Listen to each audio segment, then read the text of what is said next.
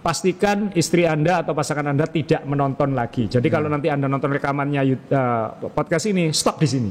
Ya. Karena setelah ini baik untuk Anda, bahaya untuk keluarga Anda, kayak gitu ya. Ya bisa bawa gadgetnya ke kamar mandi, kunci. Ya.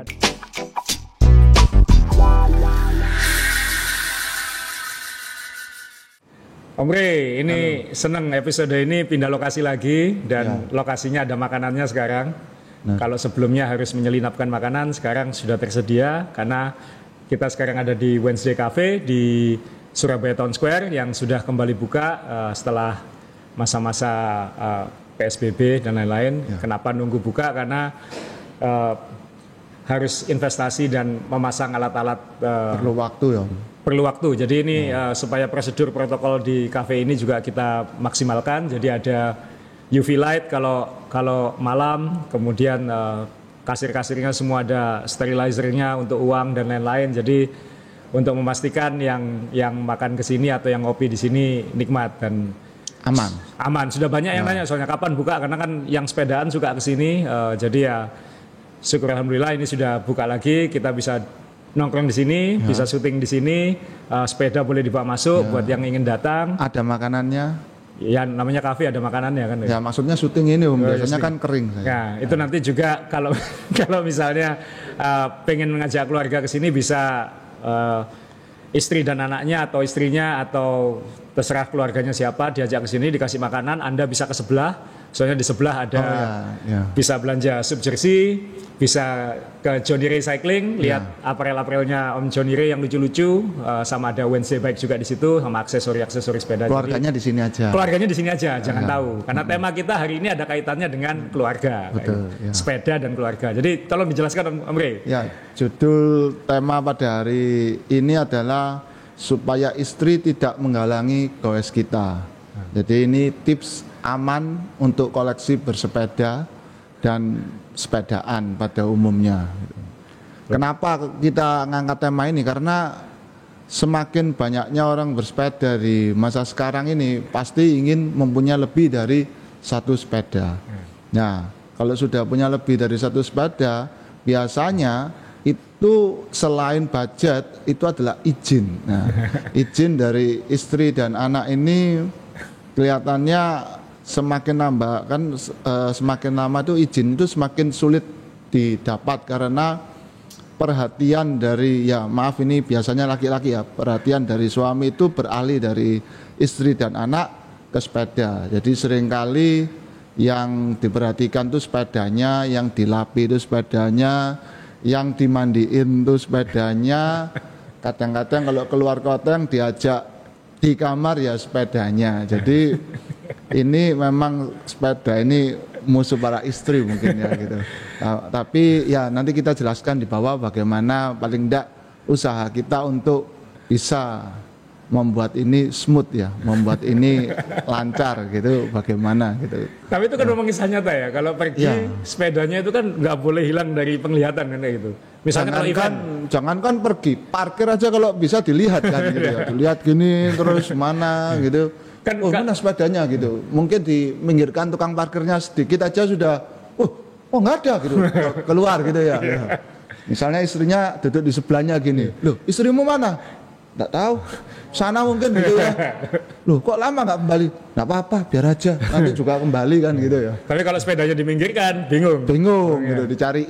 Dan kita kalau event-event keluar kota kan sering sama panitia sudah disiapkan tempat parkir sepeda. Betul. Yang sudah dijaga, dikawal. Tetap sepedanya dibawa ke kamar kan ya? Benar, ya. Ditaruh di sebelah tempat tidur, malah kadang-kadang ditaruh di tempat tidur kan kayak gitu kan ya, supaya satu hati sebelum event besok kan kayak gitu. Jadi ya memang itu kelakuan-kelakuan yang kita lihat pemandangan sehari-hari yang sudah hobi bersepeda begitu lama. Kalau sudah hobi sepeda memang sudah jadi istri. Sekali lagi saya pernah cerita ini ada orang di Italia yang punya hotel sepeda itu di Bormio itu, dia bilang ini istri saya, tapi menunjukkan sepeda. Kenapa ini istri saya? Karena ini nggak pernah ngomel, diajak kemana-mana mau, dinaiki kapan aja mau, dan tidak pernah mengeluh apapun yang saya lakukan pada dia. Itu istrinya dia, Itu istrinya dia. Tapi dia bilang gini, jangan bilang istri saya loh ya. Jadi dia bilangnya kayak gitu. Jadi ya memang itu kenyataannya kan banyak candaan-candaannya kan banyak kan, yang soal sepeda jangan bilang istriku ya harganya berapa kayak gitu. Nah, kita di sini sudah mengambil risiko besar untuk semua pendengar ini karena kita di sini akan mengorbankan reputasi kita khususnya di keluarga mengenai sepeda. Jadi tolong dengarkan baik-baik dan manfaatkan baik-baik episode hari ini karena kita yang menanggung risikonya buat kalian semua. Kita juga nggak di-blur kayak film Jepang itu. Ya. Jadi mau nggak mau nanti pulang pasti banyak pertanyaan. Oh gitu ternyata gitu ya. Nah, kalau gitu saya tanya ke Om Re, emang istri itu harus setuju Anda hobi sepedaan? Kalau kepingin ayem Om, sebaiknya ya begitu gitu. Kalau pengen ayam. Ya. Soalnya banyak cerita horor itu. Maksudnya ini sebelum rame sepedaan sekarang ya. Beberapa tahun yang lalu kita punya banyak teman gitu. Kenapa kamu nggak keluar? Sepatuku nggak ketemu katanya kayak gitu. Ternyata sama istrinya dilempar ke atas genteng rumah katanya kayak gitu. Jadi nggak boleh sepedaan. Terus pernah lagi. Kenapa kamu tadi nggak keluar?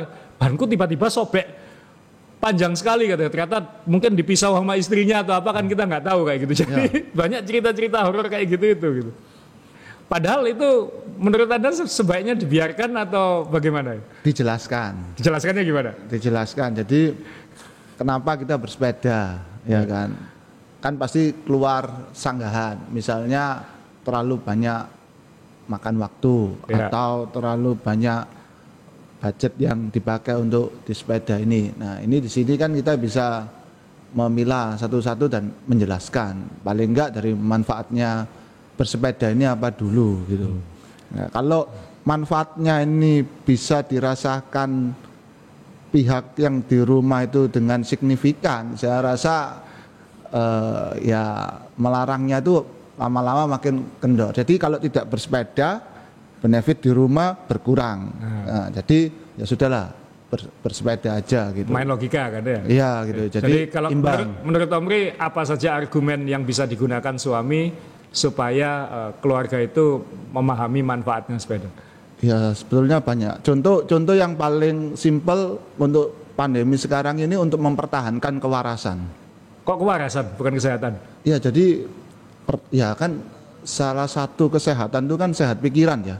Jadi waras ya gitu. Jadi ada temen itu dia ya maaf ya memang kondisinya sekarang nih pekerjaan kan lagi sulit kan gitu. Jadi disarankan sama keluarganya ya kamu daripada sumpek bersepedalah gitu. Jadi kapan aja bersepeda itu malah diizinkan daripada dia tuh sumpek gitu. Daripada dia uring-uringan di rumah, marah-marah di rumah udah dia biar sepedaan aja gitu kan, biar di rumah juga tenang kayak gitu. Ya mungkin karena itu argumen bagus sekali ini.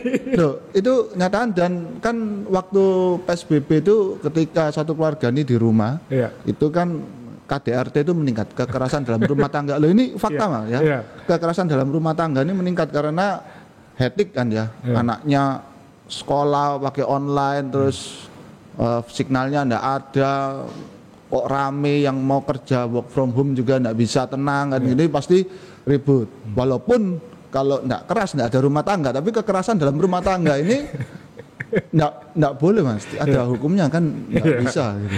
Jadi daripada kena hukuman KDRT mending goes keluar kayak gitu ya. Untuk waras ini supaya waras. Itu waras kan, kita beberapa episode yang lalu kan pernah bicara tentang bersepeda dan kesehatan itu kan ya. Kan kita sampai tanya dokter waktu itu, ada dokter Yodi nanya. Betul. Emang bersepeda itu berbahaya untuk kesehatan apa itu?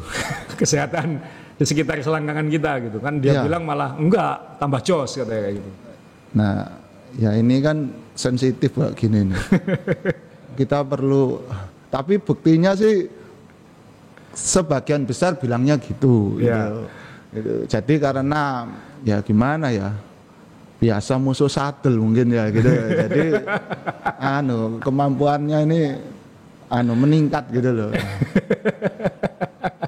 Oke, terus ada juga teman juga yang bilang ini kan lebih baik berangkat pagi-pagi daripada pulang pagi gitu kan. Daripada hobi yang lain kan mending rajin bangun pagi gitu. Ya, memang itu kenyataan. Banyak yang merubah gaya hidup dari yang suka pulang pagi atau pulang malam. Otomatis kalau bersepeda kan paling enak itu ketika baru bangun terus sepedaan.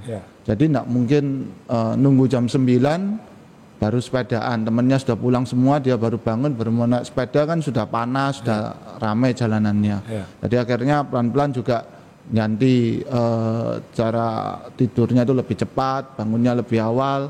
Yang mungkin teman lamanya itu baru pulang, dia sudah bangun, sudah keluar sepedaan, kan seperti itu. Ya kan ada teman kita juga bilang tuh katanya sekarang sejak hobi sepedaan itu sekarang Jumat malam sama Sabtu malam itu, malam Sabtu dan malam Minggu itu malah jarang keluar malam atau malah jarang istilahnya bikin acara sampai malam-malam karena jam 9 malam sudah takut kalau nggak tidur besok pagi dihajar teman-teman ini kan. Betul, ya. Jadi kan itu saya nggak tahu apakah itu manfaat atau enggak, tapi itu kan argumen ya. Betul, ya. Pilih mana, saya tidur lebih cepat atau saya nggak pulang-pulang sampai pagi kayak gitu kan ya. Ya, benar. Jadi itu argumen. Terus ini juga Om Rey kemarin juga bilang nih, sepeda juga bisa jadi investasi. Wah, ini argumen yang agak sulit nih ke istri kayaknya.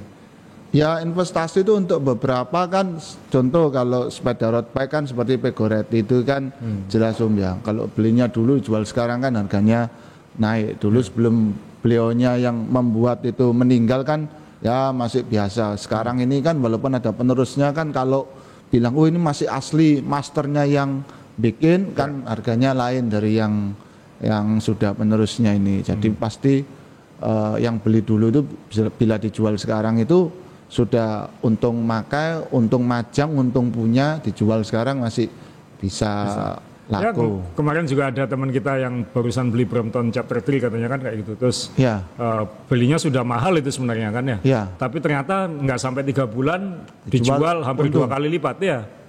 Ya hampir 2 kali. Maksudnya kan kita mau deposito di bank aja sekarang nggak bisa kayak gitu. Benar. Tapi ya ini fenomena yang nggak tahu berakhir kapan. Tapi memang kenyataannya masih seperti itu. Dan sepeda-sepeda lain juga begitu. Teman kita kan pernah itu beli wheelset Sonda ya, kalau nggak salah waktu masih bengkong pun sudah dibeli orang, gitu. Dan dibeli dengan harga yang sedikit lebih mahal ketika dia beli kan, dijual dengan sedikit lebih mahal dari ketika dia beli. Karena memang demand-nya lagi tinggi. Demand-nya lagi tinggi. Ini kita bocorin rahasia dia nggak kalau bahwa yang dia jual itu bengkong? Duh, dia tahu. Yang beli tahu itu bengkok? Yang tahu. Oh ya, aku pikir dia membohongi temennya. Enggak. Tahu. Oke. Jadi ya memang di satu sisi bisa jadi investasi tapi hati-hati karena kan musimnya atau situasinya dan lain-lain kita belum tahu. Ya sama kayak hobi yang lain lah, sama kayak hobi mainan. Kalau dulu akik itu ya kayak akik kayak gitu. Masak batu dipoles keluar hitamnya sedikit. Oh ini sesuatu harganya jadi lebih mahal dari Brompton kan itu kan juga minimal Brompton bisa dinaiki ke kantor gitu kan ya. Ini kan nggak bisa gitu. Tapi siapa tahu sakti. Siapa tahu sakti. Oke, nah ini memang akhirnya kan ini sebenarnya bukan gurauan baru ya istri dan sepeda ini. Ini sebenarnya sudah berlaku secara global sebenarnya. Ini sudah berlaku. Ini candaan siklis laki-laki di seluruh dunia sebenarnya soal beli sepeda ini. Karena kan memang ternyata istri di Indonesia, istri di Eropa, istri di Amerika, istri di mana-mana ternyata sama menyikapinya. Kenapa kok beli sepeda ini begitu mahal dan begitu beli kok pengen beli lagi, kok pengen beli lagi, kok pengen beli lagi. Nah, sampai akhirnya ada yang namanya Velominati itu sampai bikin rumus. Jadi kayak ada orang-orang sepeda tingkat filosofis lah kayak gitu, dia sampai bikin yang namanya filsafat dan dia bikin aturan-aturan bersepeda. Nanti ini kita bisa bahas di episode yang lain, tapi salah satu rumusnya itu ya dia punya rumus berapa jumlah sepeda yang harus kita koleksi. Jadi kalau kita senang sepeda, kita harus punya lebih dari satu sepeda. Itu wajib katanya, nggak boleh cuma satu katanya. Nah, berapa mentoknya ini? Nah itu ada rumusnya. N plus 1.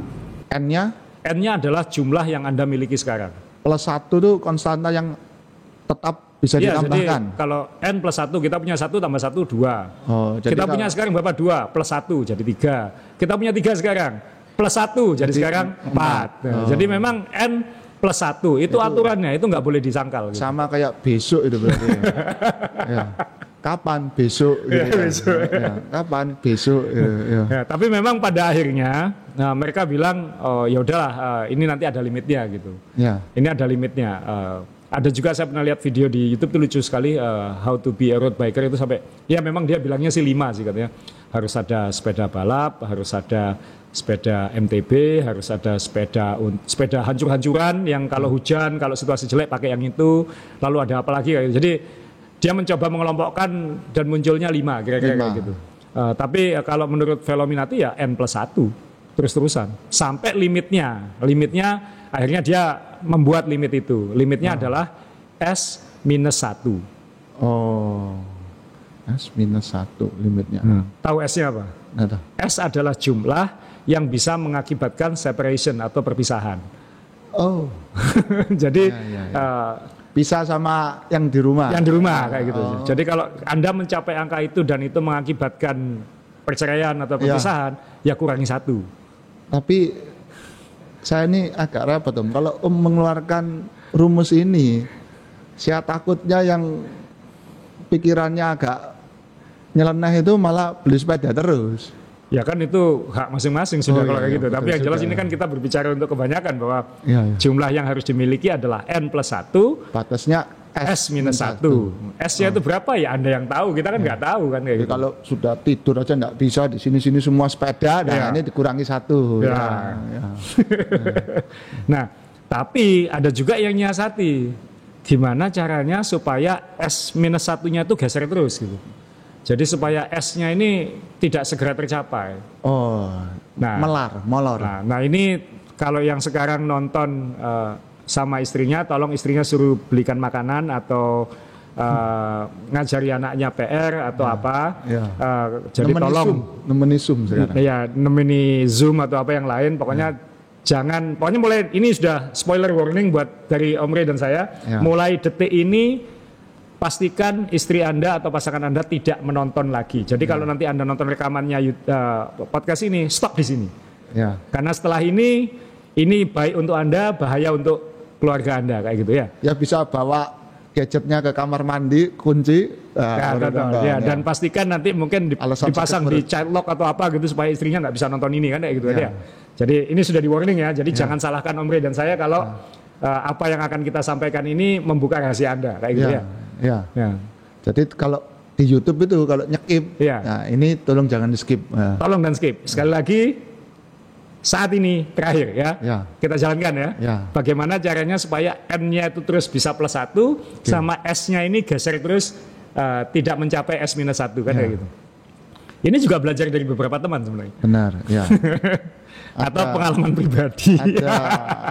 Kalau saya sih enggak Om, tapi ada teman saya itu ketika kita pernah ke Italia itu, sudah sepedaan sekitar 10 hari 7 hari itu, dia bingung cari butik barang mewah gitu.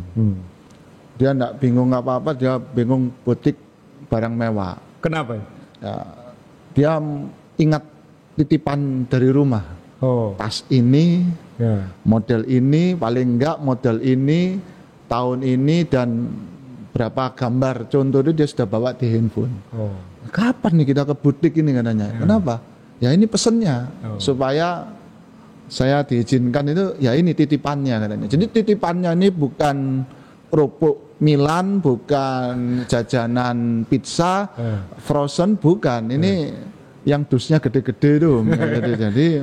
Jadi akhirnya dia setelah pulang itu ke butik dan gembira karena lega karena sudah berhasil mendapatkan yang dicari. Itu namanya kita satu, istri satu. Ya. Jadi maksudnya secara nominal ini ya. Nominalnya kan sekali lagi itu area abu-abu kan. Area abu-abu itu kan dalam artian kan dia kan belum tentu tahu harga kayak gitu. Jadi yang penting kita satu, dia satu. Imbang. Jadi kasarnya memang kita ada tradisi, nanti mungkin fotonya bisa dipasang di podcast ini.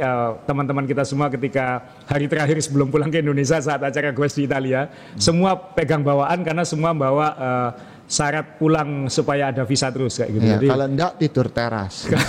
Tidur teras. Jadi kalau kita nambah 1, istri dapat 1. Terserah itu apa, hobi istrinya apa kan kayak gitu ya. Sekali lagi harga idealnya setara, itu wewenang Anda untuk memutuskan. Istri belum tentu tahu harga kayak gitu. Ya kalau simpelnya gini, kalau kita yang di kota-kota itu, teman tuh kalau ke teratas itu ada nasi pecelnya tuh, dia bela-belain bawa kresek di handlebarnya itu isinya rawon gitu ya. Sampai turun terus titip marshal yang ada, nanti saya ambil ketika sudah dekat rumah gitu. Tapi turun dari Surya yang cukup curam itu sambil bawa kantongan. Saya tanya, kamu kayak enggak pernah makan rawon aja, saya bilang gitu. Wih, ini titipan rumah, enggak marah kalau enggak dibelikan gitu. Jadi itu yang skala kecil gitu ya. Jadi dia goes 100 kilo PP pulang bawa oleh-oleh rawon ya. Iya. Itu beli rawon paling jauh naik sepeda itu ya. Iya. Nggak bisa digocek itu soalnya. Betul, ya. 100 kilo soalnya ya. Kan kalau yang di rumah tuh kan pikirannya kan simpel loh. Loh, kamu loh sudah lewat. Sekalian. Titip apa? Oh ya kan seperti gitu ya. Oke, itu satu. Tapi ini juga kalau memang tidak ingin 1 banding 1, ya, itu saya melihat ada beberapa teman tuh punya trik yang beda-beda gitu. Apa salah satu triknya adalah selalu beli sepeda warnanya sama. Oh. Ini teman kita di Surabaya Barat ada kayak gitu. Jadi dia kalau beli sepeda warnanya selalu hitam. Oke. Ada keluaran terbaru hitam. Ada model terbaru hitam. Ya. Oh ini sepeda aero hitam pokoknya kayak gitu. Ya. Kenapa hitam? Karena istrinya nggak bisa membedakan sepeda kalau warnanya sama. Oh ya, memang sulit. Bentuknya kan ya kira-kira ya begitu-begitu aja. Iya, pokoknya ada 2 roda kayak gitu kan ya. Jadi pokoknya selama warnanya hitam aman. Aman. Ya, kayak gitu. Loh itu baru? Enggak kok. Itu hitam. Ya. Oh iya. Itu yang lain. Nah, ini ada lagi yang trik lain. Jujur ini saya juga melakukan di awal-awal. Dan saya sama partner saya itu John Bumiharjo Gundul itu dulu juga sering lempar-lemparan. Ini punya siapa? Punya John. John bilang ini punya Azrul katanya kayak gitu. Akhirnya istri kita saling ngomong, loh ini punya suamimu kok di sini loh. Katanya ini punya suamimu yang di sini. Oh, pinjem. Bukan pinjem sebenarnya. Jadi pastikan jumlah sepeda di rumah sama. Oh, iya. Jadi kalau misalnya di rumah sudah ada 25 gitu, jangan jadi 26. Okay. Karena istri cuma menghitung jumlah, tidak bisa membedakan model. Ya. Jadi waktu ini sudah tadi itu ya yang sudah mau ke arah angka S itu ya, sudah muntup. Kamu nambah lagi. Nah, itu warningnya kan ya. Berarti kalau sudah bilang kamu nambah lagi, berarti ini S minus satunya ya kan. Ya. Enggak kok sudah tak jual 1. Nah, jadi kan tetap 25, satunya nanti kalau misalnya belum nggak pengen dijual atau apa, taruh di kantor atau di rumah teman. Oke. Ya. Teman mana terserah. Pokoknya aman kayak gitu. Dan ini berlaku tuker-tukeran kayak gitu. Kayak di rumahmu ada ruangan nggak? Aku titip 2 ya kayak gitu. Nah, kan ada teman saya juga yang di Jakarta itu. Dia kadang-kadang nggak dapat visa goes sama istrinya. Jadi kalau dia lagi usaha atau bisnis ke Surabaya, dia naruh sepedanya di kantor saya kayak gitu. Jadi sepedaku aman. Siap ya, siap sepedanya gitu. Jadi dia kesini sepedanya ada di sini. Gitu. Kalau bilang pinjem. Kalau ditanya itu sepeda siapa? Pinjem. Ya. Pinjem yang orang Surabaya. Ya. Ya. Ada juga yang naruh sepeda di beberapa kota sih. Bukan aku itu.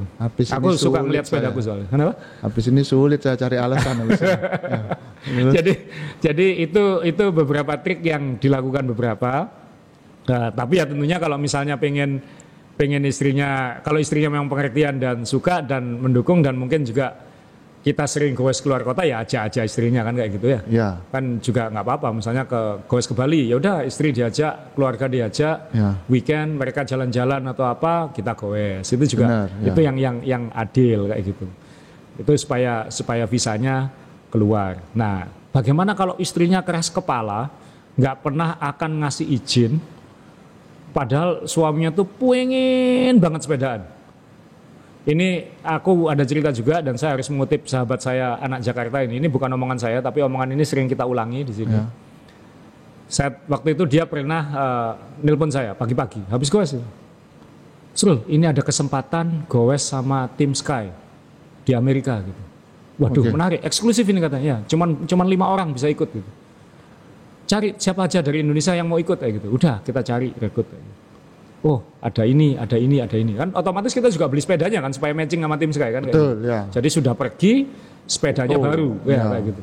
Terus habis itu kalau saya kebetulan mungkin agak lebih gampang minta izin gitu. Karena sepeda mahal pertama saya itu kada ulang tahun dari istri kayak gitu. Itu salah istriku kayak gitu kan. Nah, tapi kalau misalnya model gitu sudah habis, ya sudah sudah jarang ya kayak keluar, gitu. Ya. Nah, dia ini istrinya tuh sangat hati-hati, keluarganya memang sangat hati-hati. Kalau dia pergi, memang selalu ada yang jaga dan lain-lain kayak gitu. Ya. Jadi dia tuh pengen banget pergi goes ini gitu. Jadi dia pokoknya dia daftar dulu gitu. Ya, aku daftarkan namaku, aku bilang. Terus aku juga bilang beberapa teman, yaudah daftarkan, mereka oke gitu. Cuman ada yang bilang, tolong jangan ada yang posting ya di sosmed, di Facebook atau apa. Aku pengen istriku dengar dari aku, dia bilang kayak gitu. Ada yang bilang kayak gitu. Tapi teman saya yang ngajak yang pertama ini, yang dari Jakarta ini benar-benar nggak ngomong. Sampai mau berangkat tuh dia nggak ngomong, ke istri nggak ngomong, ke orang tua nggak ngomong, ke kantor nggak ngomong gitu. Loh kamu nggak apa-apa nanti gini. Tenang Azrul katanya. Lebih gampang minta maaf daripada minta izin gitu. Jadi penting berangkat dulu ya? Ya penting berangkat dulu gitu ya. Minta maafnya sudah di Eropa. Gitu. Iya. Jadi lebih gampang minta maaf, bukan lebih baik, lebih gampang minta maaf daripada minta izin. Iya. Dan logikanya bagus juga sih. Emang pulang dia mau dicerai atau mau dipecat jadi anak kan nggak juga kayak gitu. Ya. Tapi minta maaf. Ya. Dan orang yang baik kan memaafkan. Ya, ini yang ngomong Om Asrul. Jadi ini beberapa tips and trick kayak gitu untuk mensiasati istri. Tadi sudah di warning, jadi salahnya kalau istrinya nonton ini. Kemudian ada tips lain, Om Rey? Nah ini kan ada tambahannya. Di sini ini termasuk gambling. Jadi yakinkan kalau masalah ini tidak sampai mengakibatkan perpecahan besar di keluarga Anda. Dan ini kan sudah ada disclaimer-nya. Iya, udah ada disclaimer-nya. Jadi kalau menggunakan alasan-alasan tadi, pokoknya jangan salahkan kita. Anda yang menghitung risikonya kan ya. Kayak gitu. Jadi ya silakan terapkan sesuai kebutuhan dan kemampuan Anda kayak gitu. Nah, tips lain ini, ayo. Apa lagi kira-kira? Kalau dia ngeyel. Itu soal harga. Soal harga, tadi kita udah ngomong soal investasi. Tadi juga kalau soal 1:1 juga harga juga kesebut. Karena harga ini kan sensitif. Sensitif banget kan. Ya, ngaruh ke budget ya. Kadang-kadang mau makan di restoran mana ngitung ya, tapi buat beli wheelset tahu-tahu sudah ada di rumah gitu ya. Kan atau misalnya anaknya pengen disekolahkan di sekolah swasta yang mahal, jangan yang murah aja, duitnya buat beli sepeda kayak gitu. Nah ini ya mungkin tapi siapa tahu sekolah yang mahal belum tentu bagus, maksudnya dia gitu mungkin. Kan enggak semua yang mahal itu bagus, tapi kalau sepeda bagus perlu itu mahal itu perlu. Tapi nah kalau udah kayak gitu, kalau ditanya istri ini harganya berapa, kalau itu biasanya akan keluar jawabannya ketika pertanyaan itu keluar. Gitu. Kalau aku tanya, aku anggap aja aku istrimu lah. Berapa harganya ini? Yang mana? Nggak, maksudnya bukan istri ya, maksudnya sepedanya nih yang mana? Nah itu sepeda itu harganya berapa? Ini 30-an. Ya. Kok mahal banget? Ya memang harganya segitu. Tokonya jualnya segitu. Itu harga beneran 30? Iya. Waktu itu loh ya. Waktu itu. Iya, waktu itu. Kalau aku bukan istri, misalnya aku temanmu sepedaan, man itu harganya berapa? Itu harganya berapa? Nggak tak jual. Lah iya, nggak tak jual. Tidak saya jual. Kamu tanya itu mau beli apa mau apa? Gitu. Nah, kalau misalnya aku pengen beli yang sama, harganya berapa? Sekarang? Iya. Lupa. Iya lupa. Kalau teman yang tanya, kenapa saya itu juga, karena saya benar-benar biasanya itu juga melupakan harga pertama. Kedua, kalau mereka tanya, saya juga itu mir-miren gitu loh. Kenapa? Mir-miren itu apa? Karena biasanya dinyang habis itu, ditawar, ya gitu loh. Habis itu ditawar, sudahlah, kamu sudah tidak pernah pakai sepeda itu, sudah buat aku aja gitu loh. Jadi lebih baik saya ngomong, nggak ingat, memang saya nggak pernah ingat gitu, cuman dipikir sengaja nggak ngomong, memang satu nggak pernah ingat, kedua kebanyakan begitu, sudah sepedamu ada lainnya kan, yang ini buat aku aja, pasti sambungannya begitu. Jadi lebih baik nggak ingat. Lebih baik nggak ingat. Kalau ditanya istri kan juga lebih baik nggak ingat. Ya tapi kalau istri kan paling nggak ada nominalnya lah, kan levelnya di atas teman. Jadi lebih anu. Nah nominalnya itu 100%, 75%, 50%, kan ada bercandanya kan. Yang paling ditakutkan cyclist kalau dia meninggal adalah sepedanya dijual sama istrinya, harganya separuh dari harga yang sesungguhnya karena dia ngeklaimnya segitu. Dia takut ketika meninggal. Iya. Saya lebih takut meninggalnya daripada takut dijualnya. Itu kalau guyonan yang viral itu, takut ketika si istri ini merasa sudah untung ketika menjual sepeda ini, jadi menjualnya tanpa pamit. Itu dipikir ini karena misalnya ini harganya berapa, ini kan ada kan di YouTube, ini harganya berapa, 3 juta, sama istrinya dijual 6 juta, ternyata dianggap untung kayak gitu. Betul, ini John Eastman kalau nggak salah, dia bilang ini harganya 3 juta, sama istrinya dijual 6 juta, istrinya seneng gitu, karena wah aku berhasil membawa untung buat kamu gitu. 3 juta untungnya gitu. Suaminya dikasih tahu, sepedamu aku jual gitu. Berapa? 6 juta. Suaminya kayak mau serangan jantung habis itu. Karena harganya pasti jauh di atas itu, 6 juta gitu. Jadi sekali lagi perhitungan baik-baik ketika ada pertanyaan dari istri, berapa harga sepeda ini? Bicara aja pakai kurs lah kayak gitu kan ya, untuk mengambangkan atau apa kayak gitu kan. Ya, dolar. 1.000 dolar. 1.000 pound sterling. Jadi pokoknya 1.000 kan ya, gitu. 1.000. Bahwa itu dolar atau pound sterling kan nggak usah disebut kan kayak gitu ya. Dolar enggak, dolar Australia kok gitu ya. Bukan dolar US ya kayak gitu. Dolar Australia pelan, Australia gitu. Oke, jadi itu tips-tips supaya kalau ingin hobi goesnya aman di keluarga. Tapi ya mungkin ada baiknya juga lah, daripada istrinya tanya-tanya terus dan nggak suka, ya biarkan istrinya ngerasakan sepedaan kan juga asik tuh. Ya ada beberapa itu memang kalau kebetulan bisa dan bisa bareng bersepeda, ngajak istrinya sepedaan bareng. Itu. Ada sih misalnya yang memang suami istri langsung beli 2 untuk dia dan istrinya supaya bisa goes bareng kayak gitu. Dan itu kejadian kadang-kadang kadang istrinya lebih kuat dari suaminya, malah istrinya yang hobi sepedaan gitu, bukan suaminya. Itu juga kejadian ada kayak gitu. Kalau saya sih saya ke istri dan ke adik waktu itu saya belikan aja sepeda gitu. Minimal biar ngerasain gitu. Awal-awalnya dicoba, suka, ternyata dia ketika capek dan jauh ya kapok-kapok sendiri, akhirnya nggak ikut kayak gitu kan. Itu juga satu cara kayak gitu. Kalau misalnya dikasih sepeda nggak mau, kasih sepatunya, kasih bajunya supaya dia nyoba kayak gitu. Itu juga salah satu tips. Itu kan bisa masuk 1:1 tadi kan. Betul, gitu. Jadi kasih aja sepeda, toh siapa tahu juga merasakan manfaatnya kayak gitu. Betul. Saya sih juga beli sepeda tandem. Jadi kadang-kadang juga tandem sama istri. Kan kalau naik sama saya enggak mungkin kan. Kamu yang di depan aku mau, kalau kamu di belakang aku nggak mau. Nanti kalau nanjak itu malah jungkel ke belakang. Jadi kadang naik tandem, ya kadang-kadang karena kalau berdua kan mungkin karena kemampuannya terlalu jauh, yang cepat bosan nunggu yang pelan kecapean ngejar yang cepat, jadi mending naik tandem aja sekalian. Jadi langsung otomatis jadi satu karena sepedanya gantet, nyambung. Ya tandem itu ya. Jadi ya ada gitu juga. Dan bukan sendirian, ada beberapa teman kita yang juga melakukan itu. Istrinya dibelikan sepeda atau dia beli tandem. Malah mungkin ada yang suaminya nggak suka sepedaan, nggak pakai sepedaan, istrinya yang beli sepeda terus juga ada sih. Nah, itu kan juga suaminya malah terpaksa ikut sepedaan karena khawatir jangan-jangan istriku ini sepedaan terus kumpulannya laki-laki semua kan, misalnya kan kayak gitu kan, kita juga kejadian kayak gitu-gitu. Itu bisa menimbulkan masalah berbalik nanti kalau itu. Nah, tapi itu nggak tahu yang lain lagi. Mungkin kalau ada pesan terakhir sebelum kita, kayaknya podcast tema sensitif gini nggak perlu terlalu panjang-panjang karena bahaya dan khawatir makanannya sudah dingin habis ini. Kalau menurut saya itu ya paling enggak kan, kalau yang penting tuh keseimbangan ya.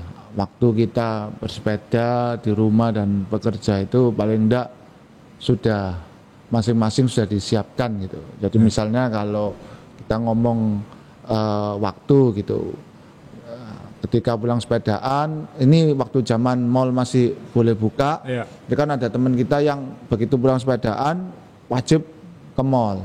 Iya, nganterin keluarga. Ternak teri antara anak dan istri. Antar istri ya. Cuman ini macam-macam. Ada temen tuh yang ke mallnya di coffee shop duduk ketiduran enggak apa-apa.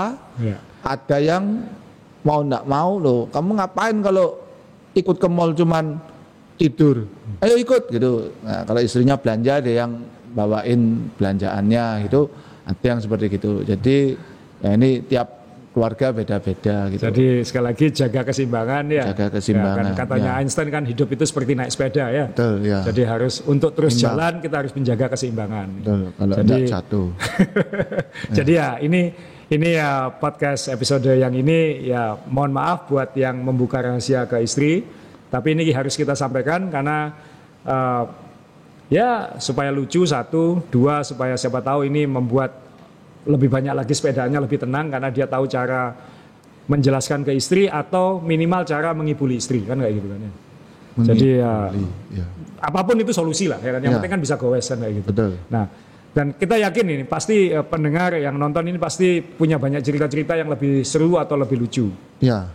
Nah, kita kan ada kolom komen kalau di YouTube. Ya, jadi selain subscribe, like juga tolong ceritakan cerita-cerita Anda mengenai Anda sepeda dan istri. Ya. Atau kalau balikannya lah istri sepeda dan suami. Okay. Kalau ini istri yang nonton. Ya. Kalau ternyata istri banyak yang komen silakan kita ini.